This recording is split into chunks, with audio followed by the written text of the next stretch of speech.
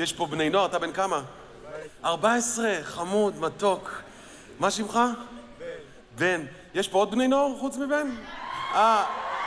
אין סיבה לצעוק, זה לא... לא, אני אגיד לכם משהו, אני רוצה קצת להתנצל בפני כל הבני נוער, אני אסביר גם מה, בן, אתה תהיה הנציג מבחינתי. כי אני אסביר למה. אני נורא מעריך אנשים שבאים לראות אותי, ואתה באת בציפייה להופעה. ואני מכיר את ההופעה, אני לא בטוח שתתחבר לתכנים. אתה מבין מה אני אומר? כל הבני נוער, אז אל תתבאסו עליי, כי אני אסביר לכם למה. אני סטנדאפיסט שמדבר על החיים שלו, אתם מבינים? ואני בן 48, אתה בן 14, מה לי ולך, אתה מבין? יש המון הבדלים בינינו. אתה מודע להבדלים בינינו או אתה לא מודע, בן?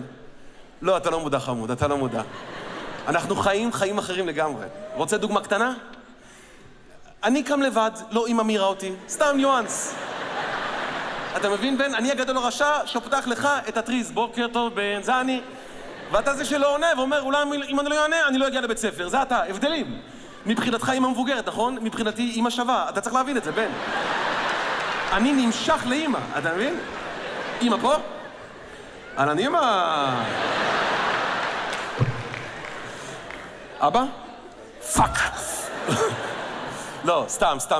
אז אני באמת מקווה שתהנה, כי אני אסביר לך, לא, באמת, אני מדבר הרבה על זוגיות בהופעה. אתה יודע, וכשאני מדבר על זוגיות, זה זוגיות של נשואים, זה לא זוגיות של ההורים שלי לא בבית, בואי, זה לא זוגיות כזאת. רוצה טאקי 2+ על הפרצוף שלך, זה לא זוגיות כזאת. זה זוגיות שחוקה. הנה, אני רואה אתכם, אני מסתכל עליכם, ואפשר לראות מי נשוי, מי לא נשוי. אתם לא נשואים, נכון? רואים, את מלטפת אותו, את עושה לו ככה, יד ביד. רואים, תראו את הנשואים, תראה את האבא. זה הישיבה הנשואית, זה לא אותו דבר, זה לא אותה דינמיקה. באמת, אתם יודעים גם, אני הסתכלתי לכם נכנסים, אני אוהב לראות קהל נכנס, מרגש אותי, לא התרגלתי, באמת. ואתה רואה את ההבדל, כי הלא נשואים נכנסים ומצטלמים ומתייגים ומדברים, והנשואים, עצב, לא יכול להסביר את זה. נכנסים ראשונים הנשואים, 40 דקות, לפני תחילת ההופעה. נכנסים הזוגות הנשואים, הגבר יש לו פרצוף של מה אני עושה פה, לא יודע.